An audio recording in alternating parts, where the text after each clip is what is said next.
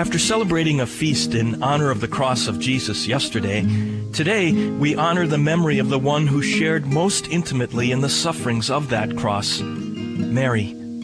Hello, I'm Father James Kubicki, and today's feast is called Our Lady of Sorrows. It used to be known as the Seven Sorrows of Mary. What are those sorrows? First, the prophecy of Simeon at the baby Jesus presentation in the temple, when it was predicted that a sword of suffering would pierce Mary's heart. Second, the flight into Egypt, when the Holy Family became refugees, having to quickly leave Judea to find safety elsewhere. Third, the disappearance of the boy Jesus when he was 12 and his family went to Jerusalem. Fourth, when Mary met Jesus as he carried his cross on the way to his death. Fifth, the crucifixion when Mary stood under the cross and helplessly watched the terrible sufferings of her own flesh and blood.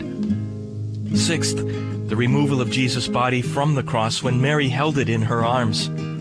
Seventh, the burial of Jesus. I'm sure you can imagine how terrible the mother of Jesus' sufferings were.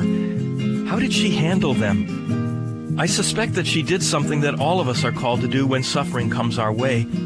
She united her sufferings to the sufferings of Jesus.